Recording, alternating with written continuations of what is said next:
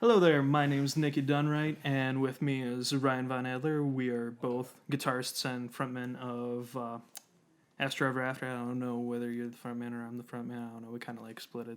You do I most thought we of were front women, but whatever. It was 2020, dude. Fuck, I forgot we shouldn't assume. What am I doing with my Yeah, life? you just assume my ginger, you asshole. I mean, that pink hair, how could I not? You're not It's beautiful, though. I'm Well, pretty what sure can we I already say? lost all possibility of ever getting this monetized just by that first 20 seconds. Like, we've just offended probably half of America and every college student everywhere. But, Sorry, not sorry. I mean, it's the first episode. How often does the first episode ever really get monetized?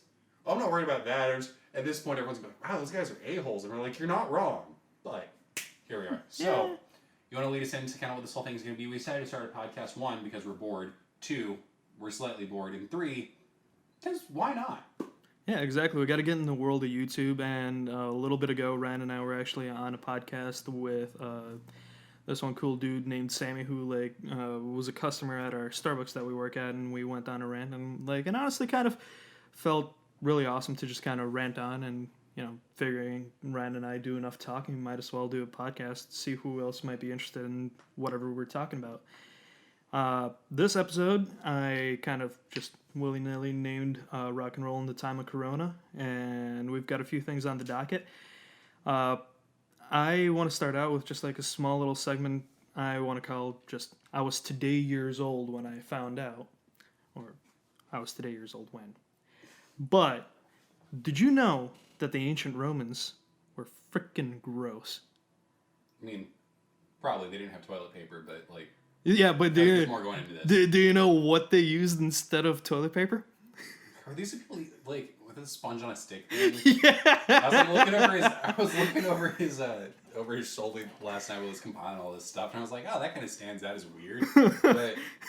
But it wasn't like, people didn't really have private bathrooms. It was more like, just public bathrooms and private, or that people would go in. And it wasn't even like a toilet like we have nowadays. It'd just be like a bench with a hole in there. There would be another hole in the side where like you'd, kind of reach your hand in there and you'd get the public sponge. Are there some weird things you think? I think it was up until like World War II. Like women like on their periods were using like rags that they would just get washed. So you kind of think about how many modern conveniences we just take for granted, just having fresh things to do bodily function cleanup with. Dude, right? If you want to know more about it, which only reason I kind of like wrote this down is because it was actually a little bit interesting. I can't talk apparently today. Ancient Romans used a particularly gross form of cleaning to keep their whitest togas white. To really clean those hard-to-reach places after they spent some time squatted over a bench, they would wipe their hindquarters with a sponge set on an end of a stick called a xylopongium. I have no idea how to actually pronounce. I don't know. It's spelled XYLOSPONGUM. GIUM. Why do you know what I'm getting you for Christmas? Ooh. Man, isn't it? I thought that's what we had standing next to the toilet. Here I was cleaning the whole bowl of the toilet with it instead of cleaning my ass. What are we wasting money on toilet paper for? God. To access the stick, you'd reach through a keyhole and maneuver it through, to clean your derriere. Although this sounds like a convenient time-saving trick, it's pretty freaking gross. And here's hoping that they actually like clean these things and it wasn't just like sitting there for like months on end. Just imagine the cleaning guy called it in sick. You're like, sorry, man, just use a clean side. Yeah, imagine if somebody put it back into the hole like the wrong way and you just like grab the sponge end with like fresh dude. Oh, that's freaking gross.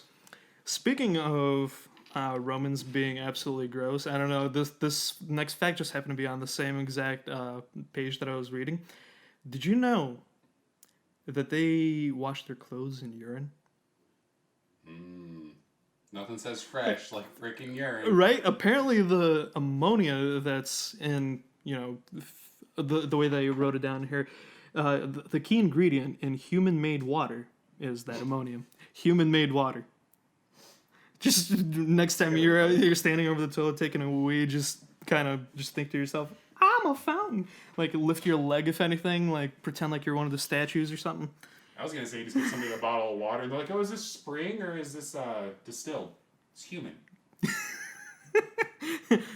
Also, in that same little factoid, or not factoid, fact, did you know that the first century Roman Emperor Vespasian famously instated the urine tax, raking in a bunch of cash by taxing people to dump their urine from their households, that they'd collect in buckets into the town square. And they'd go ahead and use that urine to wash their togas and keep it white. So at least there's one thing we can know without a doubt, that all Roman cities must have smelled just like downtown Chicago. Are we talking about like everyday downtown Chicago, or are we like specifically like calling out like that 5:30 and 7:30 time where like all of a sudden the scent from the like what do they call the sewers just magically comes up? I feel like Chicago just has a smell to it. It's like part urine and sweat, and then I don't know. It's kind of weird. Chicago has a weird smell, and it's only in the city. Like I feel like once you get like out of the immediate city, you just kind of lose it. But it's a urine and diesel kind of mix. One more thing. Wasn't it you that told me that like the smell of diesel when you like pull into like a truck stop like on a road trip actually like smells really freaking good? I don't know. Maybe it tastes good good too. Diesel. Like it was probably like my weirdest thing as a kid. I loved walking by the buses at school. There's like that smell of like burnt diesel. I'm like, I'm not huffing gas, but if I'm driving on the highway just behind a semi, like I love having the windows there. It's like they should make a candle that smells like diesel fuel. I would buy it. Hey man, maybe you can pitch that idea to Gwyneth Paltrow. Maybe after she's done making her pussy candles. Well, actually, no, that'd be a bad idea. She'd probably introduce like my pussy smells like diesel kind of candle or something. Yeah, I was gonna say, if she starts making diesel fuel, it smells like pussy. Then. To be honest, so like I think it's worth the cancer. This melodies, there's certain things. It's just like it's worth it. All right, this next little thing that I found out yesterday is apparently like a old wives' tale that turned out to be true. A wooden spoon on a pot of water actually prevents it from boiling over. Just because of the surface tension or something? Apparently, let's see. The thickness determines the stability level of the bubble. The bubble in a pot of boiling water are, quite unstable. They're pretty much just, steam and, a little bubble, whatever. And the bubbles in a pot of boiling water is quite unstable. I already read that. And when they meet a wooden spoon, which is hydrophobic, meaning water resistant material, the bubbles pop and the water falls back into the pot. So I don't know whether that's like basically there to tell us to keep a wooden spoon while we're making soup or something so it doesn't boil over. I definitely don't have any wooden spoons in this house. Yeah. You need one. I thought we did, but it was like super like curved magically. I have no idea. No, I think that's at Maddie's house. That she has spoons in here. I don't know. You brought all the fancy schmancy like baking stuff. I didn't. All right, this next little thing that I learned, I guess yesterday. I was yesterday years old when I found this out. That apparently, hot baths cause infertility in men. This has been scientifically it's a good proven. Thing that I don't fit in any bathtubs then. Is it a good thing? But the thing is, like, it's a reversible process because most people that were in.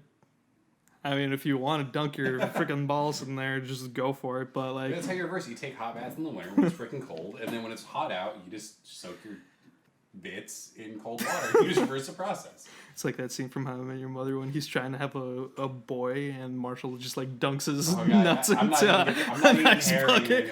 Erickson! If it comes down between having kids and eating pickled herring, I'm just not going to have kids. I'll adopt at that point. It's not worth it. Fair enough.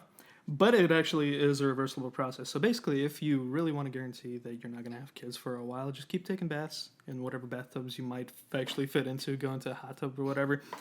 But, whenever you're going to try to start having kids again, I guess just stop taking baths for like a year and you'll be good.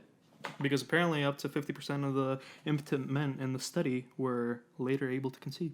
Yeah. So, like, we were talking about reversible. Do you think you could negate the having, like, the effects if you shoved a couple ice cubes up your butt? Just like freeze your prostate while you're frying your fish. It might work. I mean, you keep the hatchery cool, and then you have some dead fishies swimming around. You know, it's funny that we were. There's some weird videos allowed on YouTube that are allowed for the sake of science and actually Did you watch a video guy put gave knives into knowledge. his butt? No, I did not. I was gonna say because there is technically a video on YouTube of what intercourse looks like from the inside of a vagina.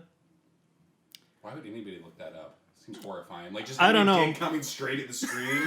Yeah, it's pretty much exactly what it was, and you didn't want to see what it looked like when it came. When it came.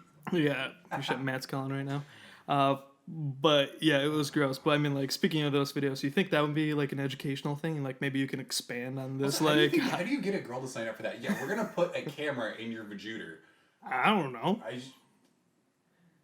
What camera are you putting up there? I don't know. All of us men get a fucking at the age of 40, go get a camera shoved up our ass and see what our insides look like, whether we're in good health or not. I don't know. You tell me. Think it's the same camera?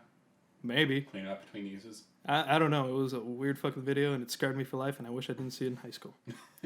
Because you're right. Like, watch a fucking full screen. It's like, it's just coming at you. Really? No, man, I'm good. Yeah, exactly. But I mean, like, if you want to be educational for the children and, like, expand on this idea of hot baths causing infertility, yeah, try out that experiment. Maybe it'll just, in the name of science, maybe you'll get a Nobel Prize. Because did you know that apparently there was a guy, I forgot what his name was, that I read about him a while ago, that actually went his whole life, I think it was like 60 plus years, he was trying to basically disprove the idea that like when you crack your knuckles, it causes arthritis. Yeah, he had. The other hand was completely normal. Yeah. Yeah, and he didn't crack anything on one of his hands. And because he was doing it so long, I guess that's what won him the Nobel Peace Prize. Because he pretty much ran a lifelong experiment. Well, not a peace, but like a Nobel Prize period. Yeah. Sorry, it's just kind of like one of those things. Once you start talking like Nobel Peace, it just kind of comes out. Next. Yeah, one of those awards Trump claims he got. But I'm just going to sip my tea.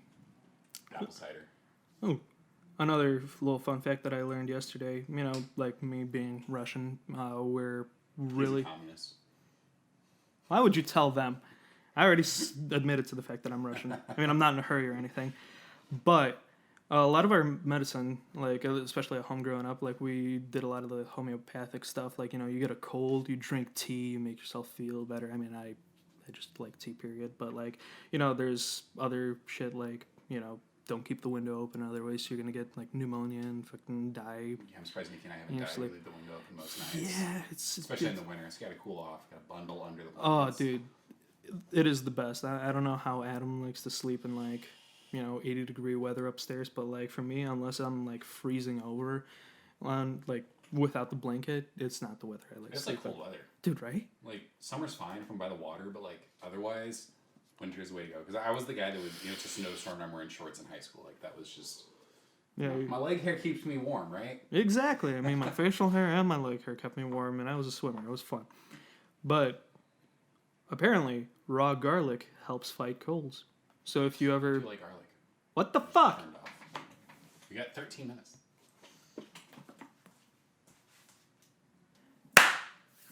Alright, and we're back. I believe we got cut off talking about my communist upbringing and garlic and homeopathic remedies.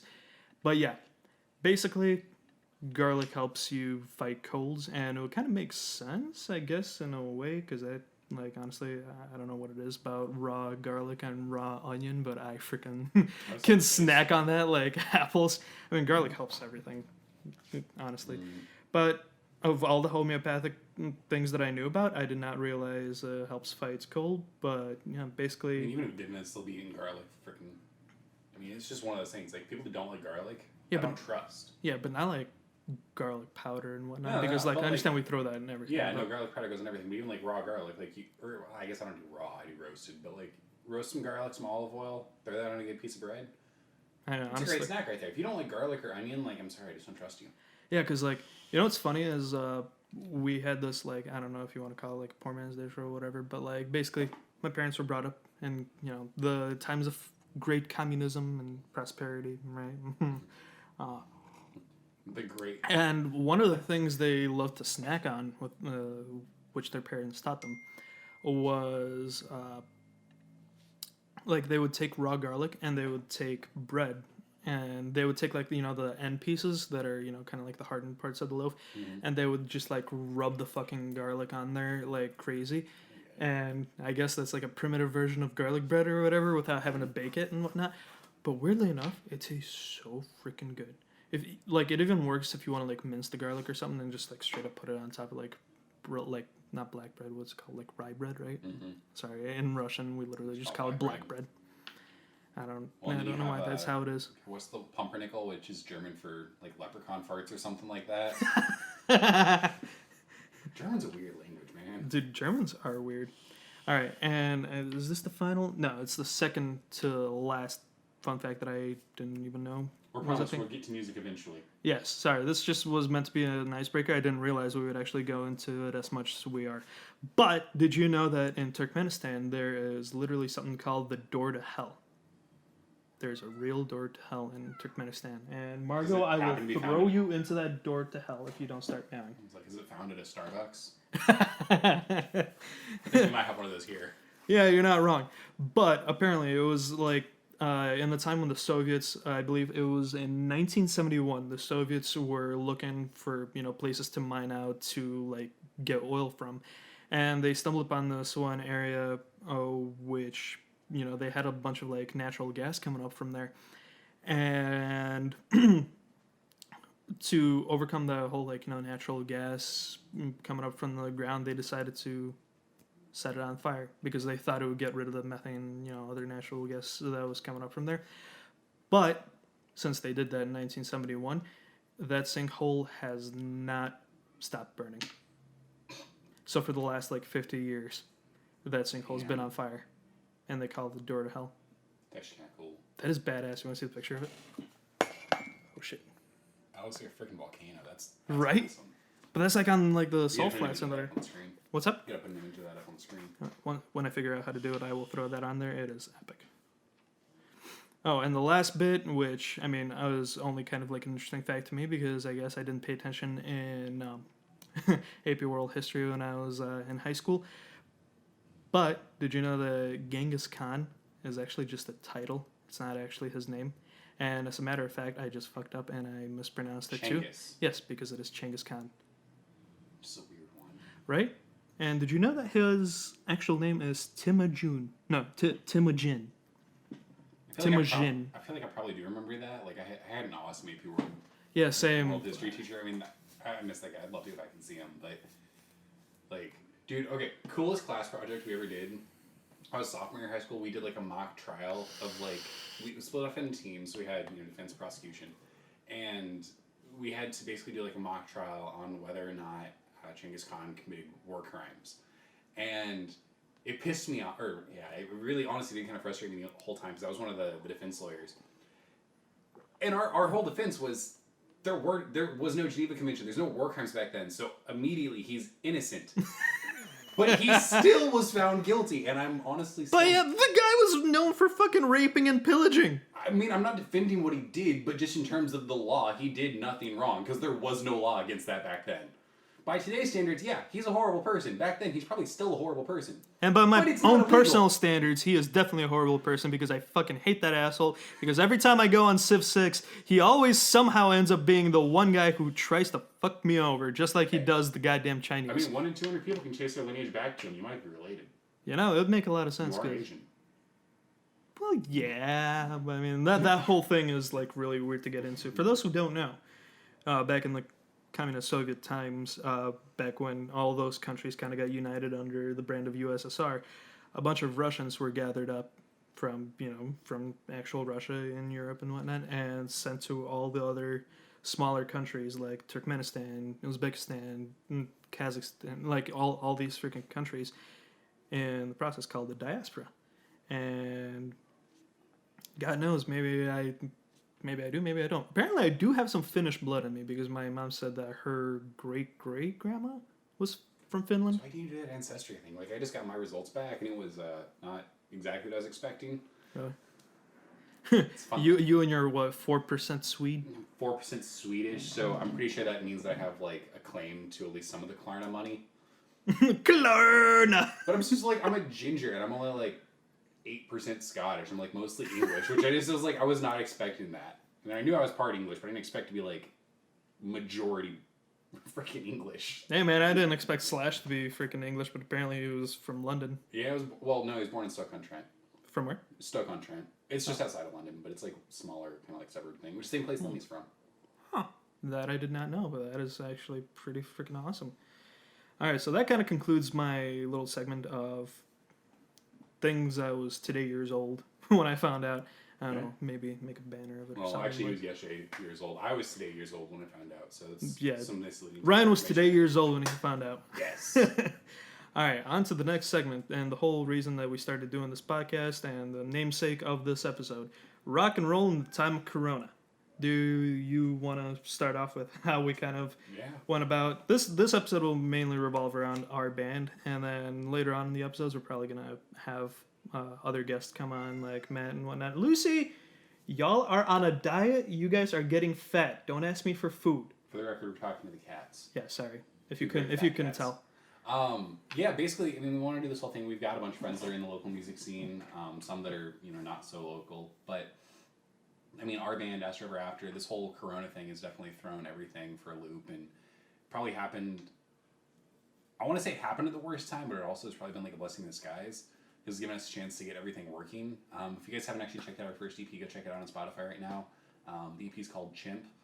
And yeah, it's on Spotify, Apple Music, anywhere you guys stream music. You should definitely go give it a listen. We have a brand new single dropping on Halloween, so we're about 3 weeks away from that. Super exciting.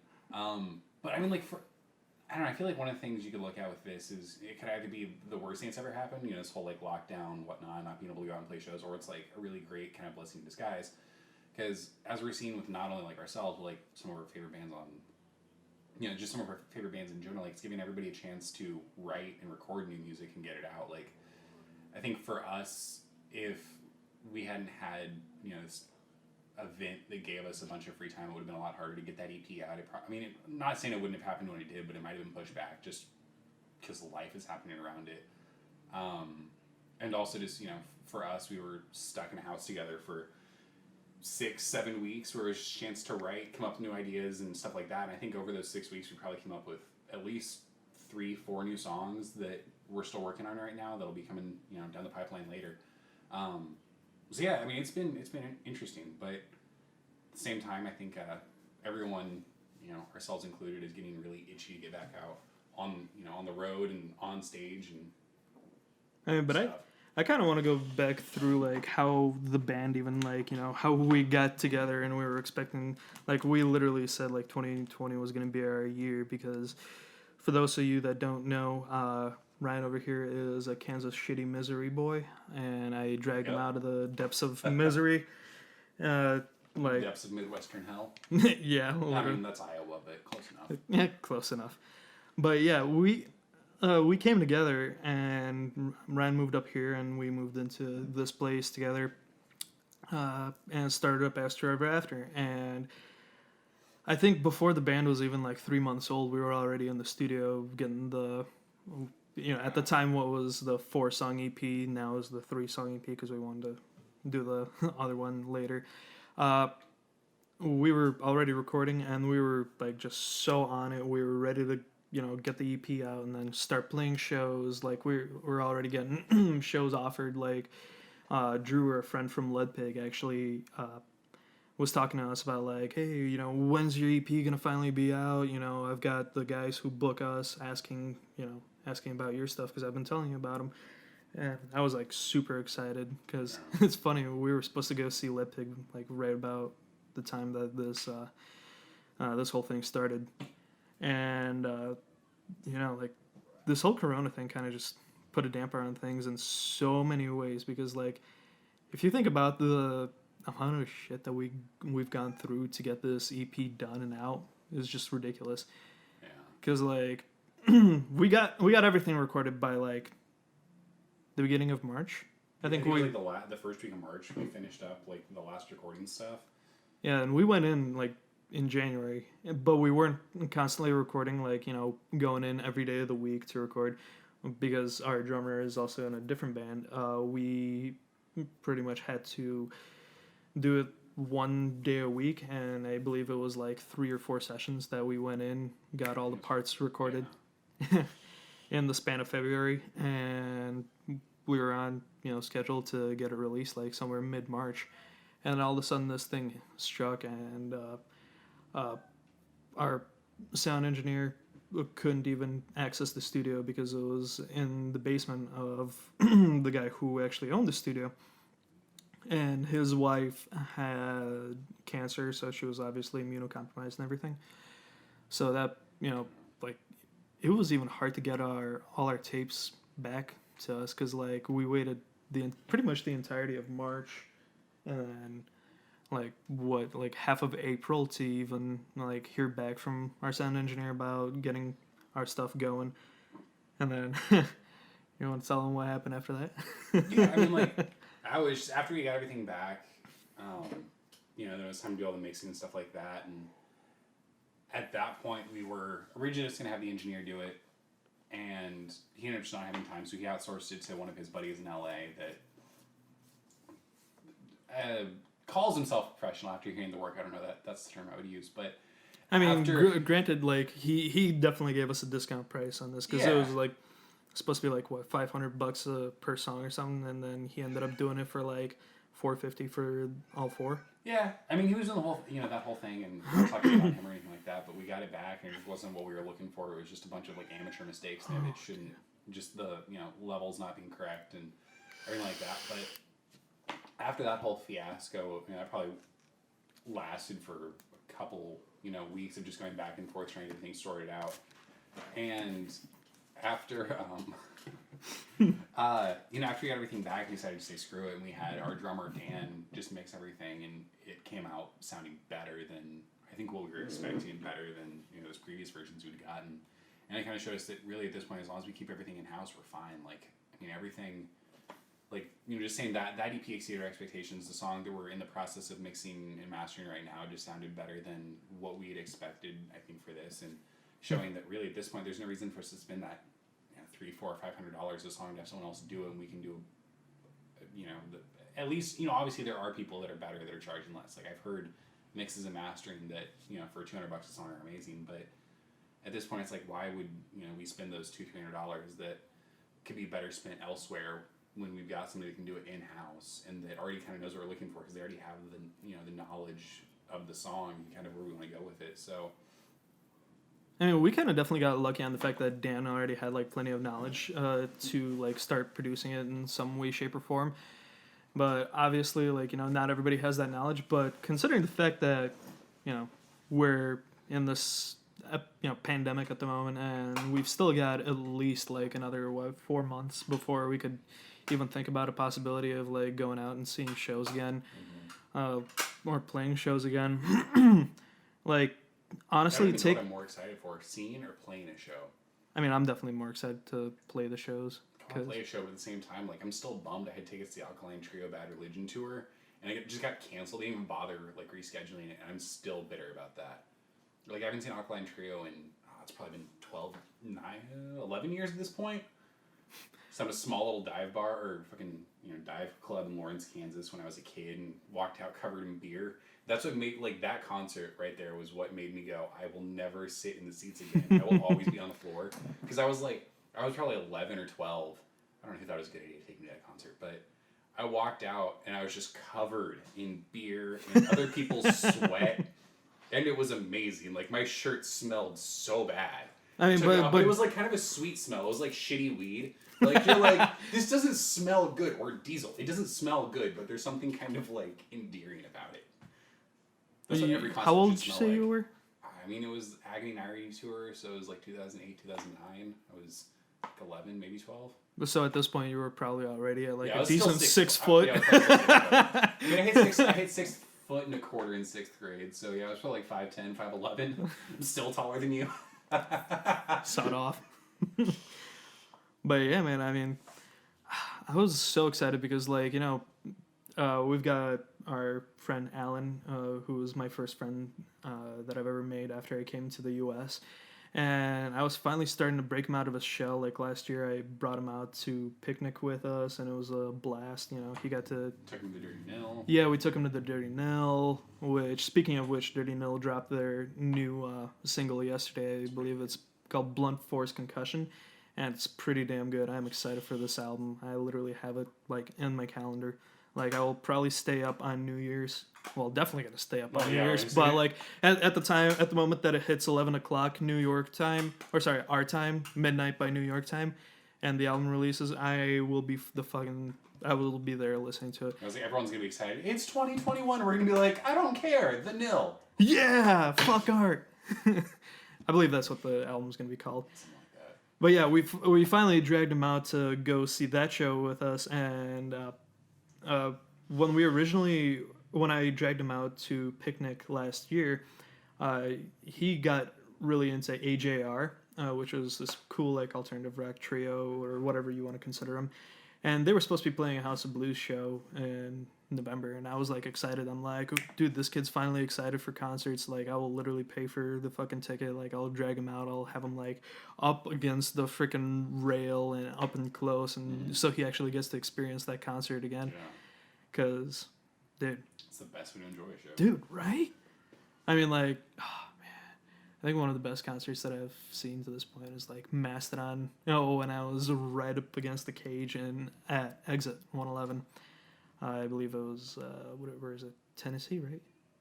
Yeah, it was in Tennessee. Yeah, because it was in October. Like, we literally just moved all our stuff in. I'm like, hey, bro, I'll see you in a week. That was a while ago. Yeah, dude, it was pretty much a year ago.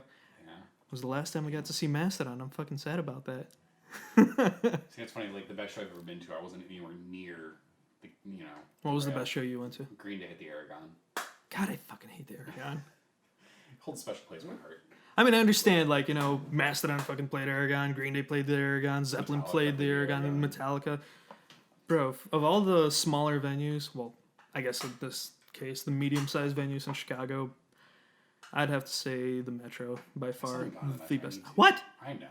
Jesus Christ. Like, none of the people I've wanted to see have played the Metro. Like, the Metro is usually, like, I don't know. I guess I'm not a huge follower of, like, super small, or not super small, but, like... It is not a small venue. No, I mean, what, 2,000 people, I think? Maybe No, I think it's slightly more, because it's like, it's got a decent-sized floor, like, compared to, like, a House of Blues. It's about, that size floor, and then they've still got balconies as well that actually fit more than the House of Blues, I believe. Okay. And overall, like, acoustics are freaking phenomenal, and literally got to see some of the coolest bands there. I got to see Pup there, which, holy crap, if you guys have never gone to a Pup show, like, I remember, like, Mads, my girlfriend, was like really excited to get this limited edition poster that they had for just like the Chicago dates at the Metro.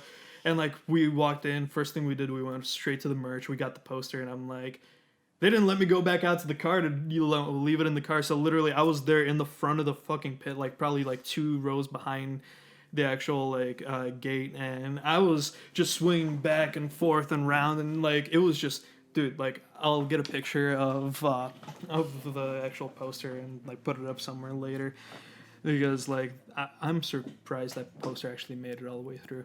I'm surprised my Ray-Bans made it through a Green Day concert. Really? How bad was the Green Day concert? I mean, it wasn't... No, okay, like, bad. I mean, But you're also a tower, dude. I mean, yeah, but that was... What? I mean, 3-4 years ago I saw that show, and... It was like right at the time in Chicago where, you get to the venue, you need your sunglasses, it's super bright, and then... of course, you take public transit, so you can't leave them anywhere. So I just threw in my cargo shorts, and that is probably the liveliest show I've ever been to, as far as just like the energy, just slamming into people. And I mean, it's a Green Day show; it's nothing but adrenaline and high fives. And I remember I got out of the show, and I was just really surprised they were still in one piece. And I think that's a really good testament to the quality of Ray-Bans. I still have those sunglasses somehow. Haven't broke or lost them.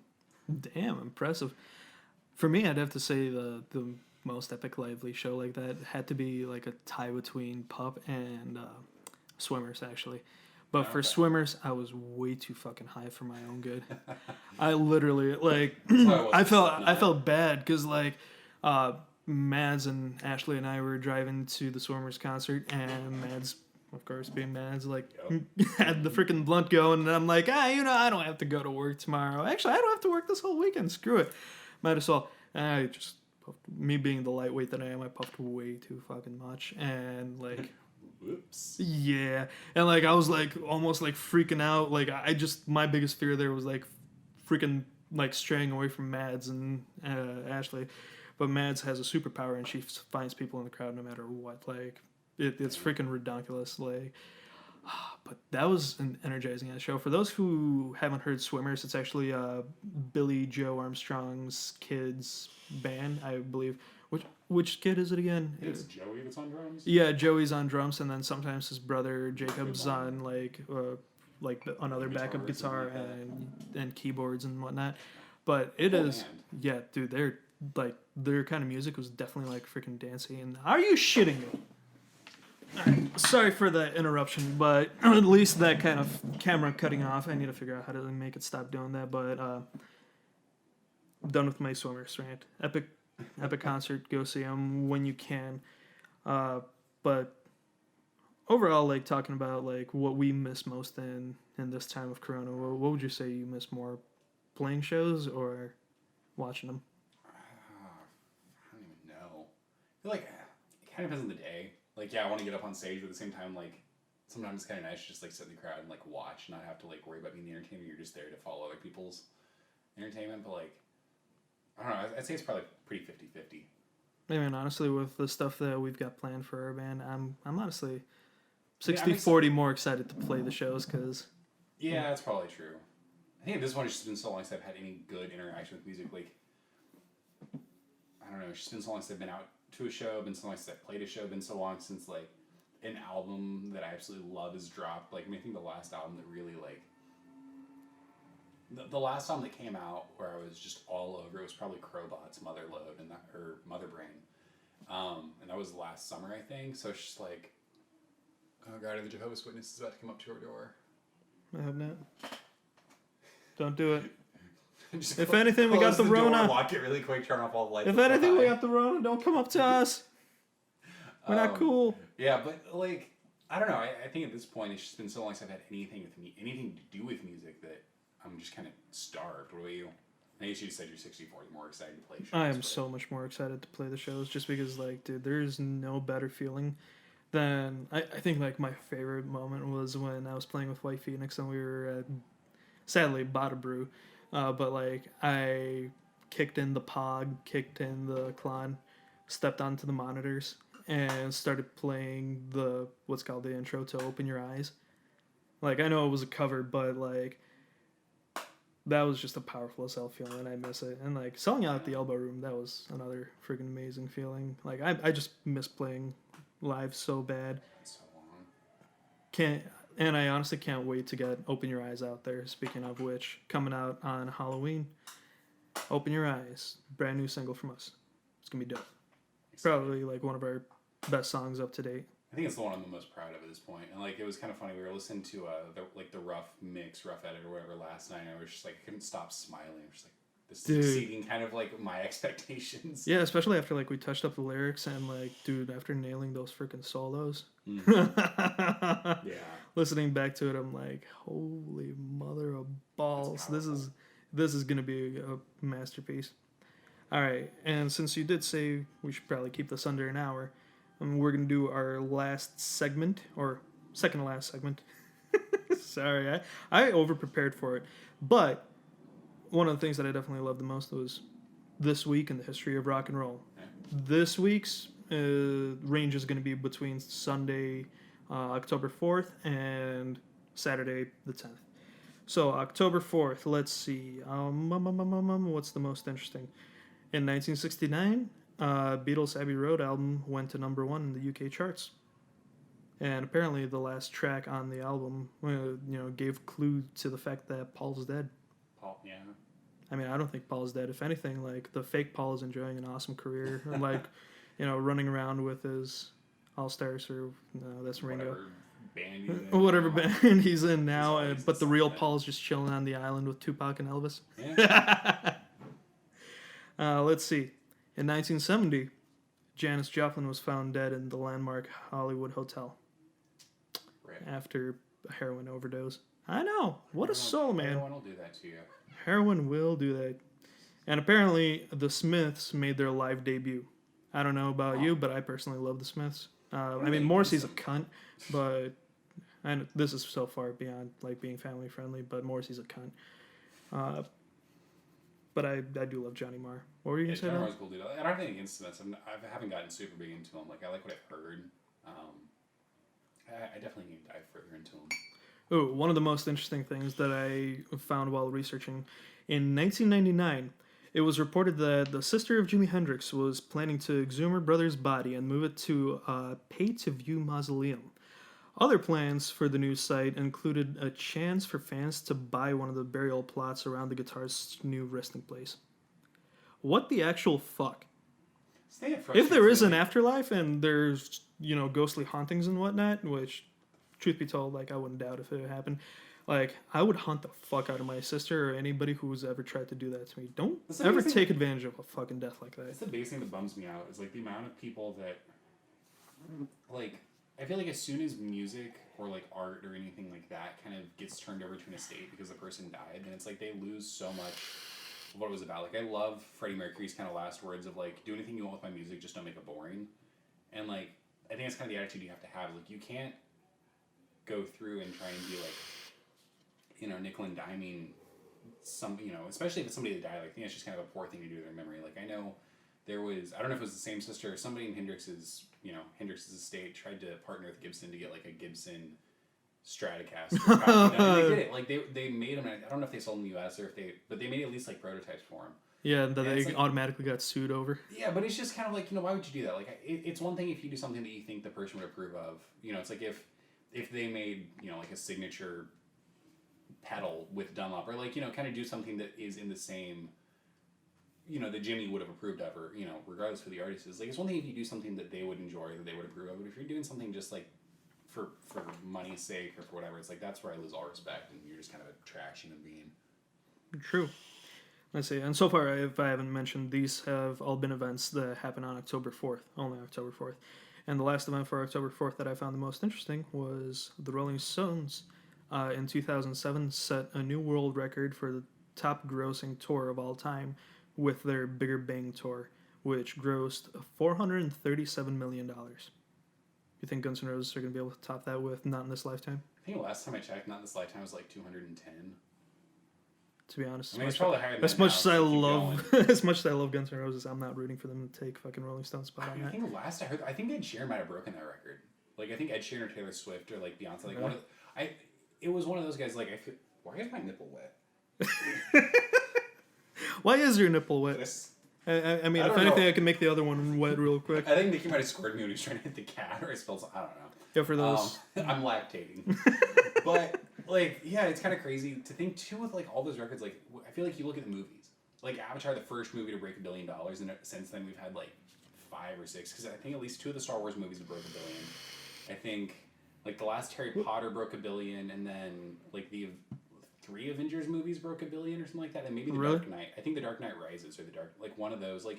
Hopefully, it was the Dark Knight. Dark Knight Rises was not a good movie. But Dark Knight Rises was like a bigger, because that was like the pinnacle. Like Dark Knight was still kind of like coming up. Like no one cared about Batman Begins. I mean, comparatively speaking. And then Dark Knight was like bigger, and then Dark Knight Rises, everyone was like, oh, it's gonna be better than Dark Knight, and then it just wasn't. It's kind of let down. Yeah, because you lost Heath Ledger. You can't have a Rest fucking in good peace, movie, man. good Batman movie without Heath Ledger. Yeah, no, it's just kind of crazy. It's like as soon as one person breaks that record, then I feel like everyone just starts breaking that record, and I feel like with that, well, somebody's gonna have $1 billion tour eventually. Like especially with the way ticket prices are going. Like, Yeah.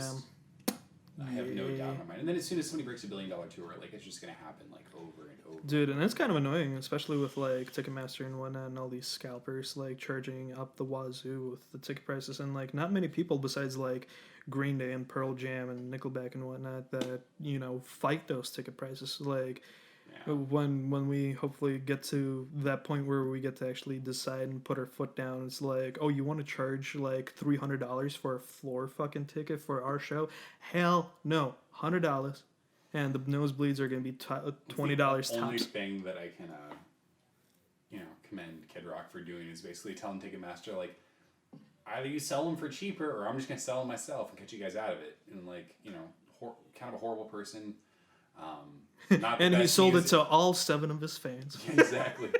His family came out to the show and support. Yeah, I don't know. Moving on. October 5th. October 5th. Notable birthdays: 1950. Eddie Clark, Eddie Fast Clark from Motorhead, Okay. was born on October 5th. Oh. And Clark died, I believe, on January 10th in 2018. It's freaking ridiculous how close all of the original members of Motorhead died to each other. Because, like, a year or two. yeah, it was all, like, within the span of the same year. Because it was, I believe, let's see. Like December 17 was... Yeah, Filthy Animal Taylor died, died first, and then it was Lemmy, and then it was Eddie Clark, I believe, if I'm not wrong. Let's see.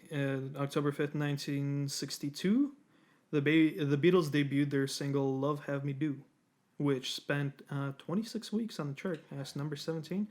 Don't know why that was even really that relevant. It's a good song.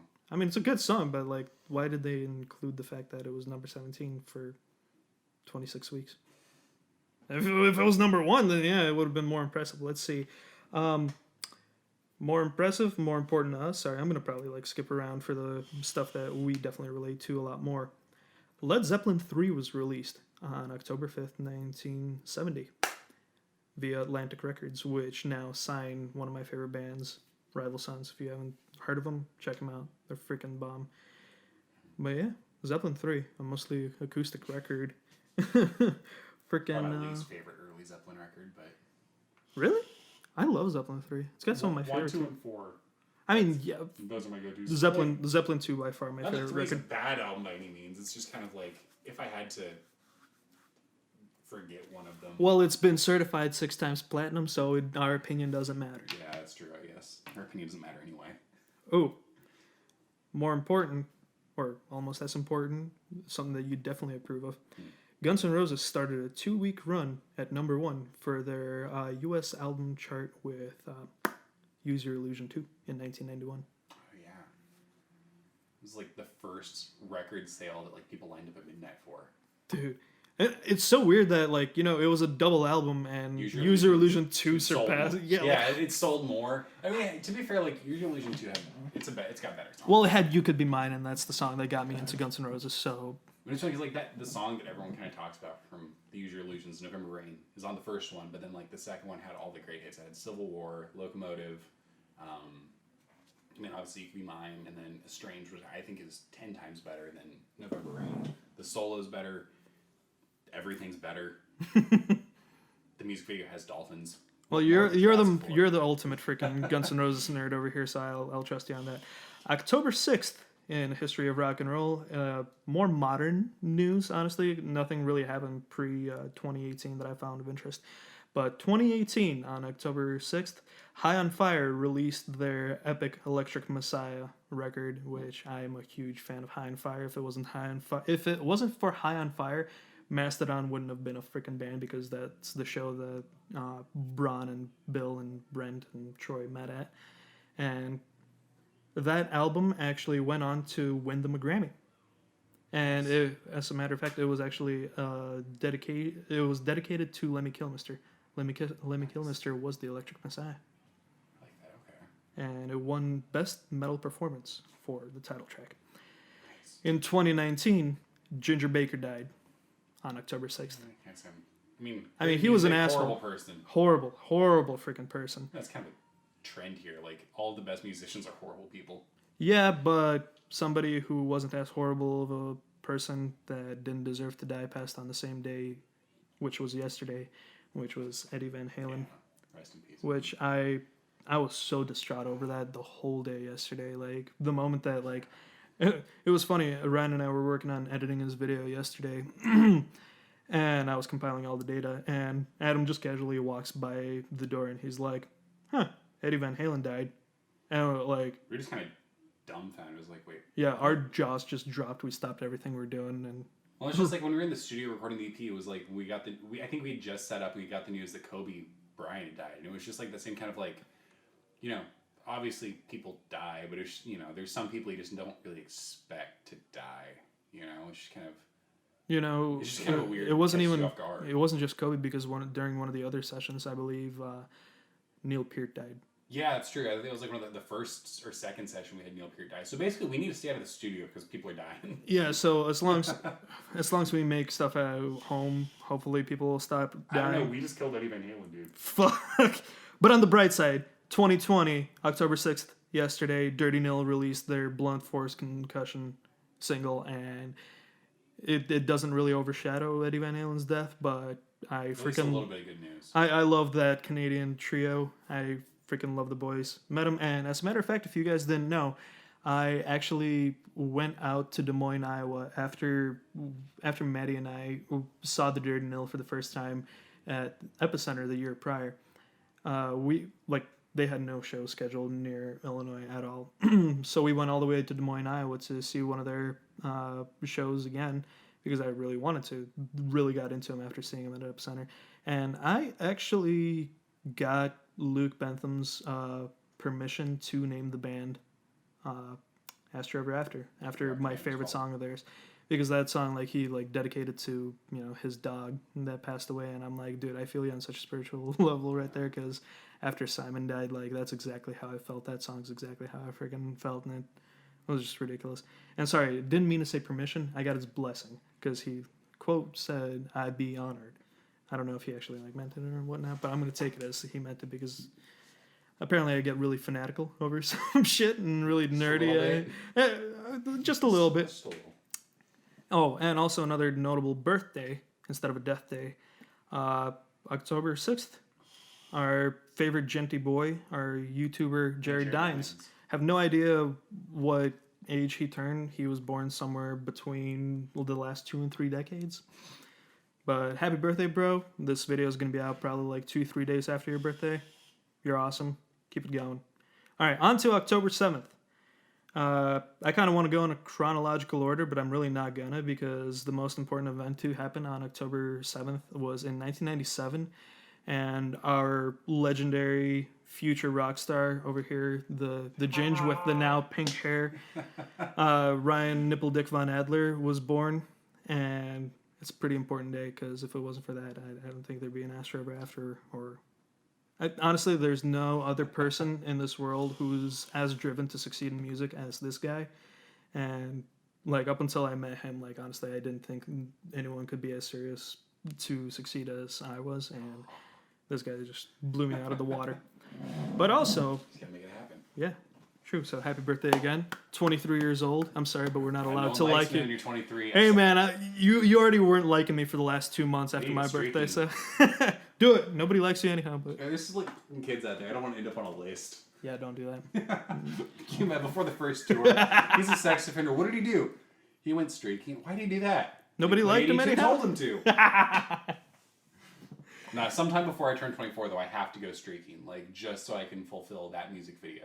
I can arrange that. Because God knows I would love to go streaking. Let's go streaking. Let's do it. And then we're going to have to follow it up with skinny dipping, if anything. If we're going on tour, if anything. Find a hot spring to go skinny dipping in. Another notable event, I guess another birthday. Simon Cowell. One of world's biggest assholes. But he's fucking hilarious and held Top Gear's Star in a Reasonably Riced Car record for like 2 straight. Car, yeah. They started doing that with the JDM. Sorry. Hey, Simon Cowell's coming around Chicago or the Hammerhead in a Miata.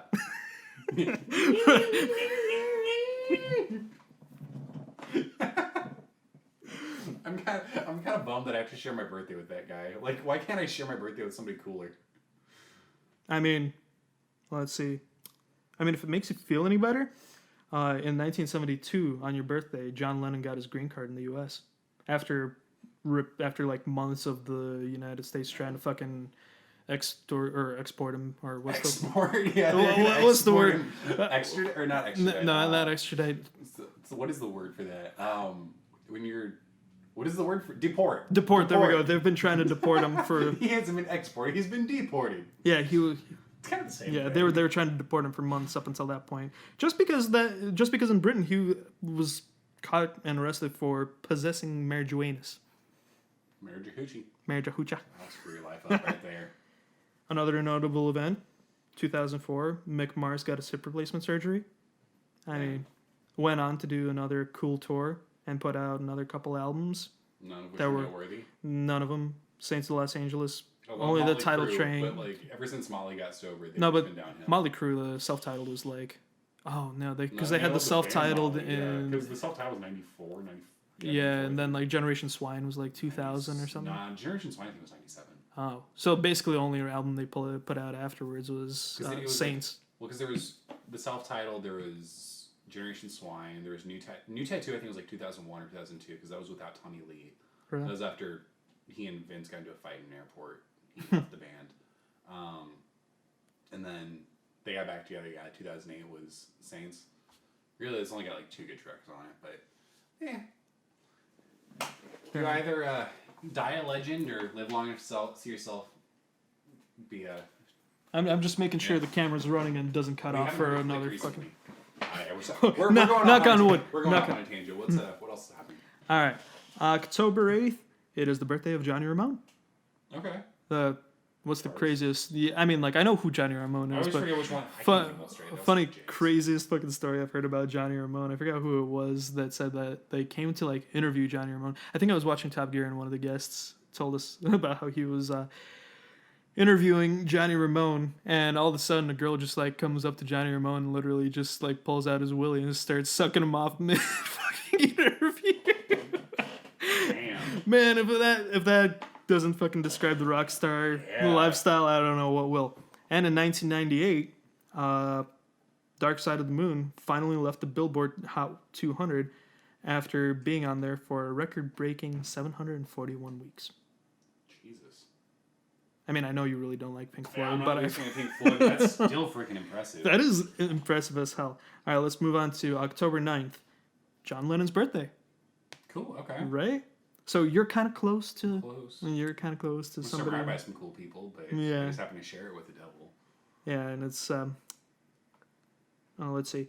On that same day, it was actually, well, same day 4 years later, John Entwistle from The Who was born, and that is, I can easily say, besides Keith Moon, that is like the other person in The Who I actually liked, because he had a lot of skill. Fan of Roger But Daltrey. Roger Daltrey and Pete Townsend can go fucking suck a dick. I know a lot of you are probably going to disagree and think he's some sort of hero, but like, granted, The Who apparently were like the loudest band in the world at a point before they were surpassed by Motorhead. Yeah. Oh, let's see. Ooh, can't talk today. Most noteworthy thing to happen on October 9th, in my opinion, was in 1976, the Sex Pistols were signed onto EMI Records for a 40,000 quid deal. The contract was terminated 3 months later because EMI issued a statement saying that it felt unable to promote Sex Pistols records due to the view of the adverse publicity generated over the last few months due to anarchy in the UK. So basically, the Sex Pistols were getting loads of shit for anarchy in the UK, and EMI basically was like, fuck it! As long as they got to keep the 40 grand, I guess they're alright. I mean, yeah, hope so. You gotta pay that back. You're like... I can't, I already snorted 20 grand of that. Shit! Alright, cool. And at this point, we honestly gotta close up soon because the battery is dying, and it really freaking sucks because I don't have a backup battery. Let's see what else. Ooh, another cool thing that happened on John Lennon's 45th birthday, or what it would have been his 45th birthday. Yoko formally opened. What the fuck is going on? Is it really freaking playing the playback? Yep. Whatever. Can you stop? What is going on here? I'm not trying to listen back to this. I'm recording. Mute. There we go. Better. But basically, on his 45th birthday, Yoko donated $1 million to I believe the state of New York for them to plant a big old strawberry field in the Central Park. That's cool. Which, you know. Strawberry fields. Yeah, exactly. Let's see. Nirvana entered the U.S. album chart for number 1 with their last album, In Utero, which originally was supposed to be named I Hate Myself and I Want to Die. And it's not surprising that a couple months later he ended up with a freaking, shotgun in his head because Still Courtney Love. It is Courtney. Courtney did it. All right, and on the final day, October 10th, Gibson in 2000, or sorry, not 2000, what am I talking about? In 1902, the Gibson Mandolin Guitar Company was formed. And to this day, I still refuse to play authentic because fuck you, Gibson. Fuck you. I love your guitar designs, but god damn, have they been absolute shit ever since like 1997. I think like the last decent year Les Paul that I've ever played was like 2007, I believe. I played some early 2000s. And like the later 2000 models, like working at Sam Ash, I played so many of them, like I fucking hated them afterwards. Notable birthdays, Sharon Osbourne. Thank you, Sharon. You are absolutely a saint because you kept Ozzy's shit together. Yeah, you kept him alive. I know he's going through some Parkinson's shit now, but like you kept him alive and you brought us some epic music. Even after Randy died, as much as I don't like Zach, there were some epic songs on the albums with Zach. Let's see. David Lee Roth was also born that day. King Crimson released their debut studio album. And Joe Perry and Steven Tyler were injured in 1978 after somebody threw a cherry bomb on stage during a gig in Philadelphia, and they had to perform pretty much behind a safety fence for the rest of the tour. Damn. Right? Fucking nuts. And the funeral of John Bonham happened on October 10th in 1980 after Bonzo was found in Jimmy Page's house with 40 shots of fucking vodka in him. Ridiculous. I'll do it too. Mm-hmm. And besides, other than that, the last coolest event that happened was 2013. Paul McCartney and his new band surprised New Yorkers by performing songs from his new, this is literally in quotations, his new album in a short impromptu free concert to roughly 3,000 people on a long truck parked in the middle of Times Square. That is badass. That's cool. And that is definitely something I want to achieve. All right, and for the last segment, you know what really rattles my butthole? It's kind of like what you it's kind of buttholes galore. Exactly. It's our version of you know what really grinds my gears. But let's see, potholes, speed bumps, Traffic cameras, red light cameras, the police, Illinois politicians in general, Washington, D.C., our president. Yeah, have you heard of the fucking president's PR stunts where he's like fucking taking limo rides after he was diagnosed with fucking corona and after being airlifted to a fucking hospital and whatnot? Yeah. Well, What a goddamn moron. And stupid is and stupid does. yeah, after that, he went on to basically say that nobody's getting another fucking stimulus until after he wins the election, which, congratulations, dumbass. Hopefully that doesn't fucking happen. Gonna knock on wood, cross my fingers, cross my toes, and cross my testes. You ignorant Oompa Loompa looking fuck. Full to Oompas. Yeah, it's true, but Oompa, Loompa, dum. Please don't cast your ballot. Please don't cast your ballot for Trump. there we go. I love that. That should be Biden's new motto right now. True. Have you got some closing thoughts for the audience now that we've gone slightly over an hour? Did we actually break it? Fuck. Yeah. Don't worry, I'll edit it down to. I mean, honestly, for a podcast, I feel like it should stay pretty raw. But no, honestly, I mean, I think we covered a lot of stuff right here, and this is just the start. So hopefully, things will start to fall into a little more of a rhythm. We'll figure out exactly what we're doing, and things will only get better from here. Oh yeah, we're gonna make the best of our isolation time in Corona. Yeah. I mean, This is like your first time. It's awkward. You don't really know where to put anything. Stuff isn't really working out, and eventually you get up to porn star level. So we just have to work. exactly. He freaking captured it pretty well. If you haven't listened to our debut EP, Chimp, go ahead and go on Spotify or Apple Music or whatever else you can get your hands on and do yourself a favor. It'll take 10 minutes of your life, but it will definitely greatly support us. It's Check definitely us longer out. than your first time. Yeah, definitely. And on that note, I've been Ryan. And I've been Niki of Astro Ever After. And this is some unknown podcast because I haven't come up with an actual name. Title coming soon. Yeah. Oh, we forgot to tell him again. October 31st, the next single is going to be coming out. Mark Open your eyes. calendars. Exactly. We'll see you guys later. Auf Wiedersehen. Or Buenos Nachos. Or whatever you want to call it.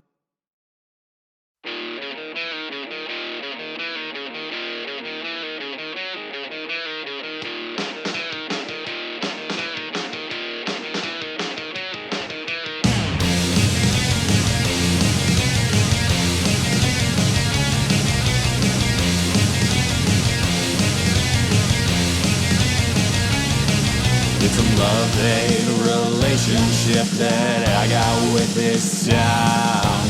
take you straight to the top, but I'll put you underground. Keep your head down and humble plot. Keep your right hand on your gun. The city makes a killing, yeah, it steals from everyone.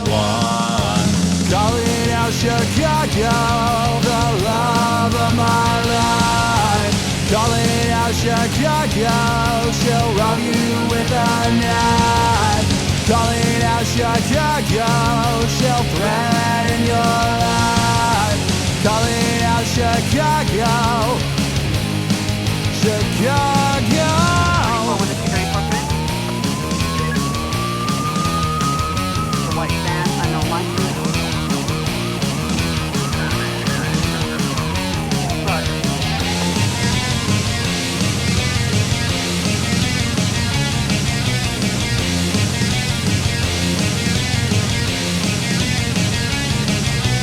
Trying to make my way back home before the morning light.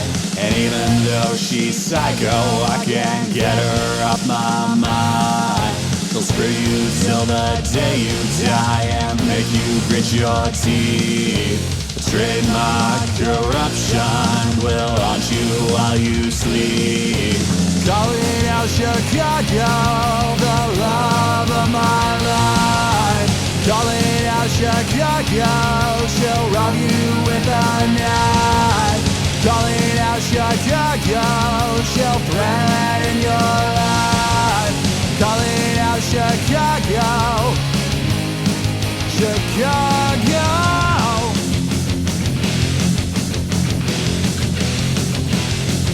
I tried before to leave. She go back to me. You'll be back, wait and see.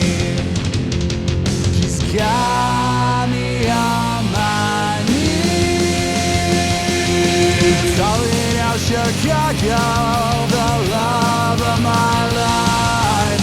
Calling out Chicago, she'll rob you with a knife. Calling out Chicago, she'll threaten your life. Calling out Chicago,